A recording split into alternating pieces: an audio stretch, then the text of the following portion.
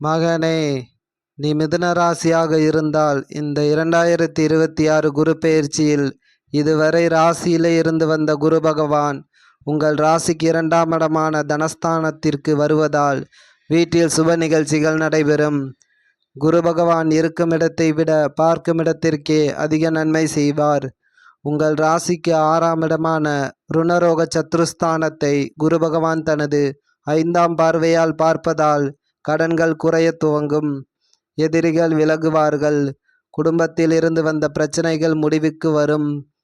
உங்கள் ராசிக்கு 8ஆம் இடமான அஷ்டமஸ்தானத்தை குரு பகவான் தனது 7ஆம் பார்வையால் பார்ப்பதால் குடும்பத்தில் ஒற்றுமை அதிகரிக்கும்.